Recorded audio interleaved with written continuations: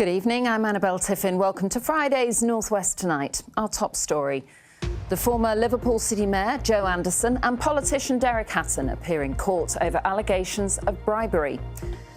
The case relates to the awarding of council contracts. Also tonight, a red plaque for Betty for her lifelong fight for women's rights. When she left East Lancashire Paper Mill, the women there were the highest paid female paper workers in Britain. How grief turned into hope. Safi Rousos' parents share their story to help others. Overcoming adversity, Jake and Kelsey take on the Manchester Marathon.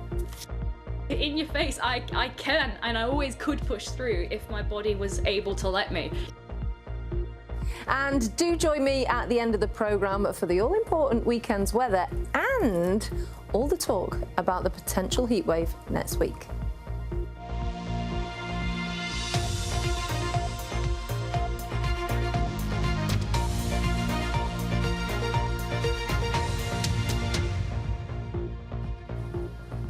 The former Liverpool City Mayor Joe Anderson and politician Derek Hatton have appeared in court over allegations of bribery and misconduct relating to council contracts. 10 other people also appeared at Preston Crown Court today. For the first time, some of the accused entered formal pleas to the charges they face. Well, Andy Gill was in court. He joins us from Preston now. Andy, what happened in court today? Well, Annabelle, this case relates to alleged events between 2010 and 2020. Joe Anderson was the elected mayor of Liverpool between 2012 and 2020. He stood down at that point when he was first arrested over these allegations. He did not enter a plea today, but he's previously indicated that he denies all the allegations he faces. Derek Hatton arrived at court with his wife, Sonia. Mr. Hatton was the deputy leader of Liverpool Council in the mid-1980s. He said not guilty today when an accusation of bribery was put to him. Mrs. Hatton is also a defendant in this case. She did not enter any pleas today. 8 other people did enter not guilty pleas to various charges of bribery and misconduct that they faced. They include Mr. Anderson's son, David Anderson, also the former Director of Regeneration for Liverpool Council, Nick Kavanagh, Mr. Kavanagh's wife, Philippa Cook, also brothers Paul and Julian Flanagan. They run a construction company in Liverpool. 3 other people, Adam McLean, James Shalaka and Alex Croft, also pleaded not guilty today. Another defendant, a former deputy director at Liverpool Council, Andrew Barr, did not enter any pleas today. And Andy, what did the judge decide about trials in this case? Well, there are going to be 3 trials in this case, all next year in February, July and October 2026. The trials in February and October could last for several weeks, if not months. All the defendants today were granted unconditional bail. Annabelle. Andy, thank you very much. Now, a plaque has been unveiled for women's rights activist Betty Tebbs in her hometown of Radcliffe in Greater Manchester.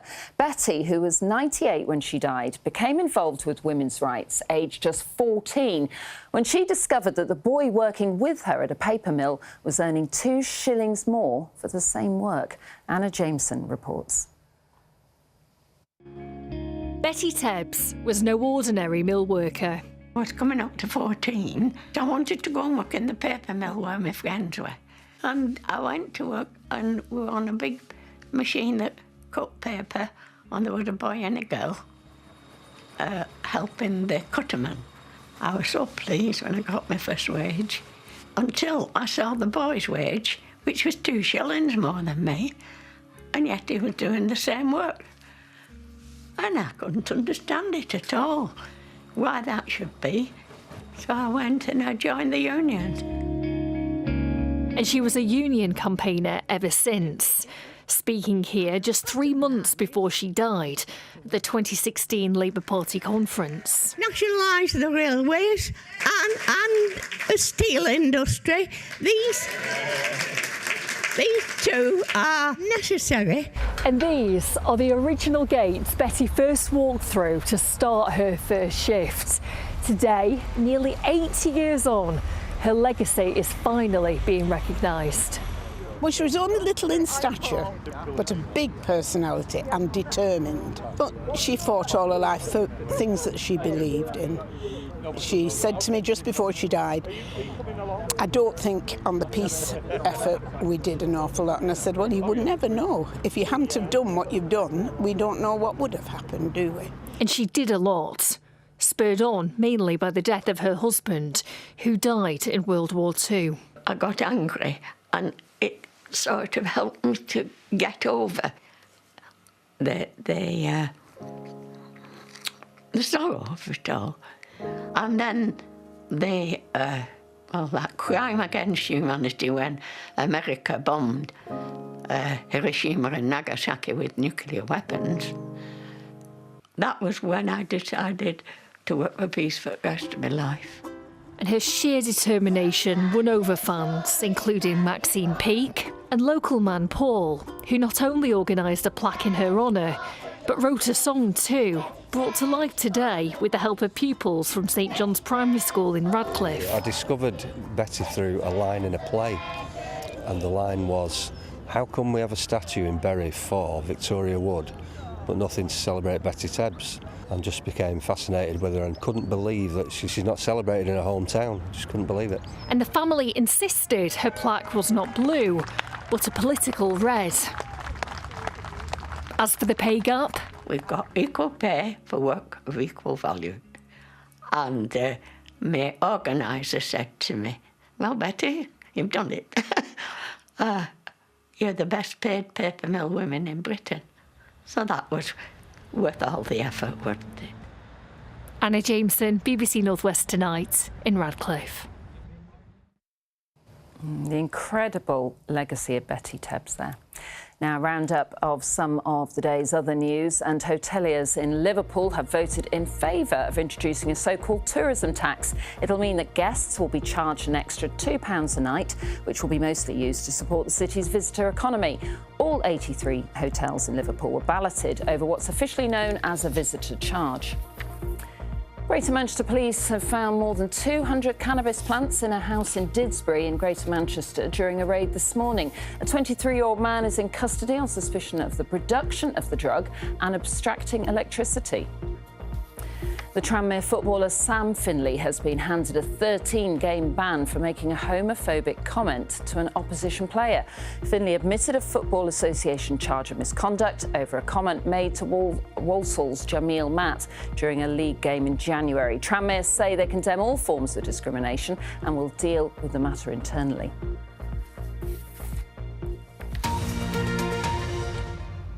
Now, the parents of Safi Rousos say they want their daughter to be remembered as something much more than the youngest victim of the Manchester Arena bombing. Safi was just 8 years old when she was killed along with 21 others in that bombing in 2017. Her parents, Andrew and Lisa, have now written a book which they hope will help others. I spoke to them this morning and I asked them how it felt to relive some of the details. Don't get me wrong, apart from the crucial bits, you know, they were tough. But, you know, starting our journey and carrying on and offloading it into a book, it sort of starts structuring itself towards the end. I think the book takes you on a bit of an emotional roller coaster because there are so many different emotions in the book.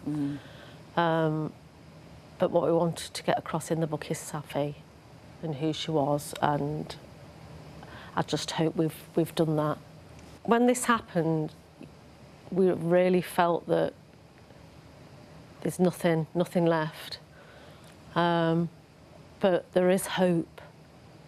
That when everything's gone, there is always hope, which has got us to where we are now. If someone reads this book and it just gives them that little bit of hope, I'd be thankful for that.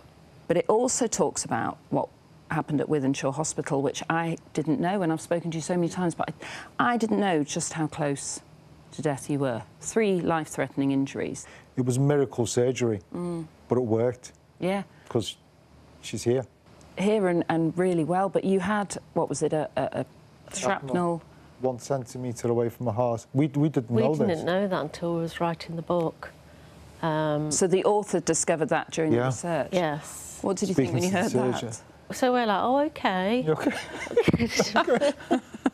That was your reaction? Yeah. Right, OK. And you speak to them as well, and they're just so embraced in helping you in what they do. They just think it's nothing. But these people are it's incredible. life-saving surgery. Yeah. You moved away from the Northwest, but you came back to launch the book in Manchester. Was that important? Very. Even the Rose that we launched in Tatton Park, it had to be around the Northwest. Manchester helped us get to where we are. The support was just amazing, wasn't it? We honestly cannot thank them enough, and they got us through those first few months, didn't they, for sure. But as soon as you go and come into Manchester and see all the bees and the Manchester bees, and it's just part of the city, it's embraced within the city's DNA, and we are that. Safi is that. Yeah. So where are you in your lives now? We launched a Safi Smile Award last year, which is what we wanted to do moving forward, and it's just been launched again this year, and it's open for nominations. And we look for children from 16 and under that have gone above and beyond themselves in their lives, and we award them with the Safi Smile Award. And knowing Safi, she would embrace and love that. She's with us all the time. But 8 years down the line, you know, the youngest victim of what happened that night needs to be... It's in the book. Yeah. If anybody wants to read that's up to them. But for us as a family moving forward, it's... As a good friend of mine said, it's the end of a chapter, I think, yeah. I need to move on to the next chapter now, positively, and with the Safi Smile Award, it's just giving children, other children, passing her joy on to other children for things that they've done. And if Safi can help that, do you know what I mean, give them a little bit of encouragement in their lives to become young adults, then we know she'd love that. Brilliant. It's lovely to see you both again and looking so nice to see you. And the book. Yeah. With her beautiful face. I know. Absolutely. Thank you. Thank you. Lisa and Andrew Rousos. Some more stories from the Northwest tonight, and travel warnings across Manchester for Sunday as thousands of runners take place in the city's marathon and St George's Day celebrations kick off.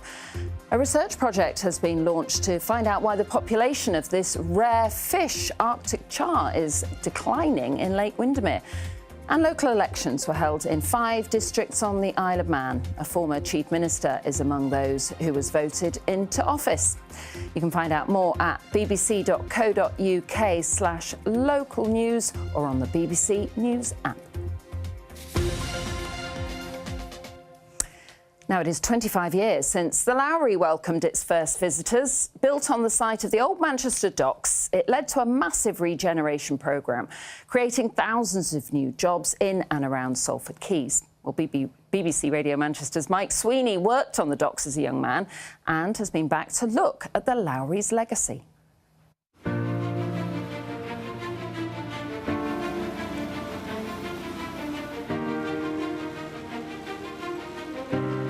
I followed my great-granddad down the canal. I started work on the docks here when I was 22. I'm still here now working for BBC Radio Manchester. I did everything from working a jackhammer to laying railway track. I came here in the 70s, but it was already starting to run down. By the 80s, it was gone. When you look at this canal, how long did it take, do you think, from conception? It took about 5 years. Jonathan Schofield is a blue badge guide, and what he doesn't know about local history isn't worth knowing. The thing about the quays here were, it's not like Albert Dock in Liverpool, they're not Grade 1 listed structures, they were thrown up basically, they were quite temporary in some respects. So really the whole site was cleared and it became an enterprise zone, there were tax incentives for people to come here, and really it needed 2 landmark buildings here, the first being the Lowry 25 years ago, which then motivated and put in place other big decisions such as bringing the Imperial War Museum north on the Trafford side rather than the Salford side. Ladies and gentlemen, we're here at the Lowry with me, Mike Sweeney, and another hour on the way. Let's have a round of applause, thank you!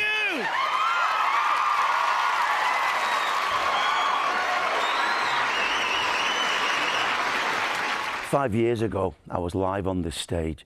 If you'd have told me when I was a docker that I'd be here 55 years later appearing, I'd have been absolutely amazed. What was here then? Cranes, dock buildings, and of course dockers. There is a slight irony about the Lowry. Of course, you've got Lowry's artworks there as well. Is that a man who was quite dour, dressed very modestly. Working by myself, I can't work with others at all. Had the most expensive art centre named after a single artist in the world. If you look at this bollard here to tie a big ship up, and you look at the shackles that are here and the concrete that's around it, it's really poignant. This is all that's left of Manchester Docks, because even though it's in Salford, it was called Manchester Docks. I met my girl. Moldwheel Locks, opened by Queen Victoria and inhabited by Mike Sweeney in 1970. But with all due respect to Salford's Ewan McCall, it's no longer dirty old town. Dirty old town. Yeah, it certainly is, and it's changed a lot. Let's go on to sport now, and the waiting is nearly over. On Sunday, Liverpool will be confirmed as Premier League champions. Probably, anyway, Ian. Probably. There's always a probably. Isn't there, in the wacky world of sport, Annabelle? Were I a betting man, I'd be tempted to put 50 new pence or even 20p on them winning the title on Sunday. There you go. I'm wacky, Anna. They're going to do it anyway, let's face it. A point is all they need from their 5 remaining games. But, of course, they'll want to do it as soon as they can and in front of their home fans at Anfield when they play Tottenham Hotspur. It's perhaps not been a classic Premier League season, but Liverpool have undoubtedly been the standout team, and becoming worthy champions will be a huge achievement for manager Arne Slot in his first year. We are aware of the fact that the last time this club won the league, it was COVID time. So everybody is looking forward to Sunday, that they support us in the best possible way they can, which they've done the whole season, and are aware of the fact that that we still need a point. It's a nice game to look forward to, but it's also a responsibility we have for Sunday. The Northwest cameras, the Northwest Tonight cameras, that's what we work for, isn't it? They'll be at Anfield on Sunday. Look out for Phil Cunliffe. Everton and Manchester United are also in Premier League action, while for Manchester City it's an FA Cup semi-final against Nottingham Forest at Wembley. On to the EFL now, where Preston North End are all of a sudden in real relegation danger, just 3 points above the bottom 3 with 2 games left. We've been gauging the mood ahead of a potential survival Saturday at Deepdale. Just a couple of months ago, Preston North End were surprise quarter-finalists in the FA Cup. Now, unfortunately, they're surprise candidates for relegation to League One. Tomorrow they host bottom club Plymouth, knowing defeat could be catastrophic. We've put the tickets prices down, we'll have all the fans behind us, all the fans know how important this is. I just think there's been a narrative that we haven't been involved in this scrap, but we're in it. And in my eyes, we've always been involved in it until you're safe, you know. And then, do you know what, probably in this league, the moment you get yourself safe from relegation, you're fighting for a playoff place. And that's how crazy this league is. So that's what the manager thinks. What do the fans think, though? We've come into Preston to get the lowdown, potentially. How are you feeling ahead of the weekend? Not confident at all. I went to Hull on last weekend, and it... Do you think relegation is a possibility? Yeah, very much so. I think they will stay up. But I think the fans need to get behind the club, like when they played Aston Villa. But it's if they can keep the nerve this week and play like a team. Yeah. Will the fans keep their nerve? Doubt it. Meanwhile, Sale Sharks will look to make it 4 wins in a row in Rugby Union's Premiership as they host Saracen this evening. This was Sale's last match, a 43-29 win at Harlequins last weekend. They're currently 4th in the table. Their opponents tonight are 5th.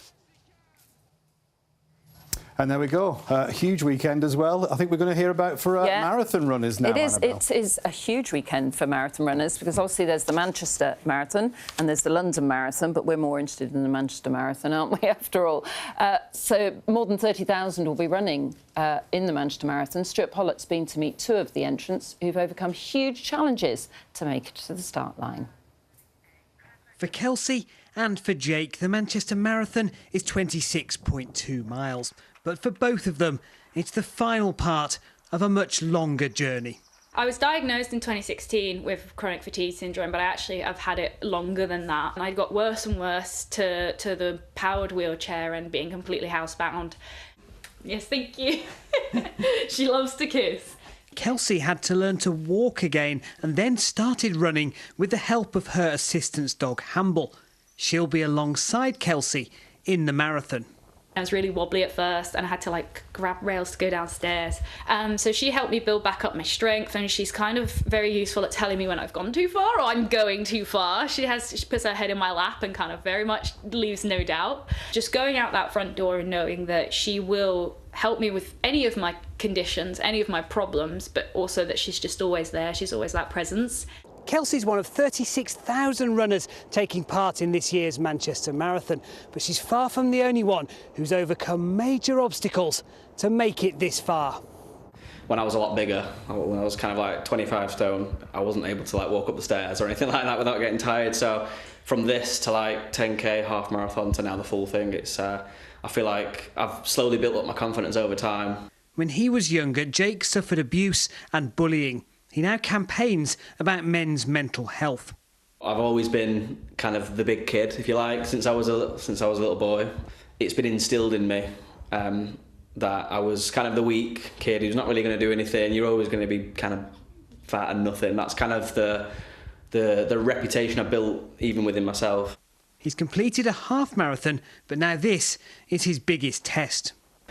I wanted to prove to myself more than anybody that these things that typically people made me feel I couldn't do, I can do. So I think to me, doing that marathon, what it means to me is just in your face, I can, and I always could push through if my body was able to let me. It's also a victory lap for me to celebrate how far I've come. For Jake and Kelsey, completing the course will mean more than just the distance they travel around the city's streets. Stuart Pollitt, BBC North West Tonight, Manchester. Massive, massive good luck to everybody. I just have to say that Steve has emailed in and he says he's run 738 marathons, an official world record attempt. He's doing it on a para roller sit ski. Good luck to all of them. Have you ever done a marathon? I've done 104. No, you haven't. No, I've done 2 great half runs. You've done 2 half, which is almost a whole. It is a whole, yeah. But you're going to be there on Sunday. I will be there on Sunday cheering you on. If you are there, spot me. I'll be cheering on my cousin, so good luck to the runners. And keep hydrated because temperatures are on the rise. We'll come to that in a minute. Lovely pictures today. Cheshire Mike in Poynton, thank you for sending that one in. There was a little bit more in the way of cloud for coastal parts. Timperley Ted sent in Blackpool Tower. Thank you for sending those photos. If you want to join me on socials, I'd love to see it, or become a BBC Weather Watcher and let me know what it's like where you are. So this weekend, it's going to be cloudy through tomorrow and a little bit damp for some, although amounts of rain will be small. It's going to be a brighter, warmer day on Sunday, hot for runners. We're going to get to about 21 degrees. So what's going on? Well, we've got this front that's going to give us that cloud. The Isle of Man have had that through today. Another front is going to be skirting to more northwestern parts of Ireland and Scotland. That's going to give us some low cloud around on Sunday morning, and that's going to shift away. And then when it does, high pressure will be firmly in charge, and temperatures through next week are going to rise. Fine as we head through this evening, if you are heading out, we're going to get increasing amounts of cloud. And I think by the end of the night, the Isle of Man will start to get some outbreaks of rain from that front that I mentioned. It's going to be quite a mild night, double figures in many spots, 10 degrees, 50 in Fahrenheit. So tomorrow morning, it's going to be a cloudy start to your day, and it will be a little bit damp on the Isle of Man. Elsewhere, a lot of cloud, but it should be dry. As we go late morning into the afternoon, a few spots of light rain and drizzle. Amounts will be small, so unlucky if you do see it. 17 degrees top temperature as we head through tomorrow. Right, let's scoot then over to Sunday morning. Now, for some coastal parts of the Isle of Man, Cumbria, parts of Lancashire, you'll have some low cloud, mist and murk at first. This is going to lift and clear. We'll see some decent spells of sunshine as we go into the afternoon. But if you are running in the marathon, we'll have good spells of sunshine throughout the morning into the afternoon, a light breeze and a high of 21 degrees. Electrolytes, hydration, and bear in mind UV levels at this time of year are high, and the pollen level will also be medium to high as well on Sunday. So lots to consider. Now, speaking of UV levels and temperatures, they are going to continue to climb as we head into next week. It's been a while. We had those 3 weeks, didn't we, of high pressure with a lot of settled weather, but the temperatures were nowhere near this. A heat wave, potentially. We're looking at maxing around 25, 26 degrees as we go through Wednesday. Oh, that looks lovely. Is it the last night for Glazebrook being on the weather map? Yes, name on the map. Thank you so much for sending that one in. If you want to send it in, send me through to me. Lovely. Email. Have a great weekend. And as I say, good luck if you're running the marathon. Bye-bye. Bye-bye.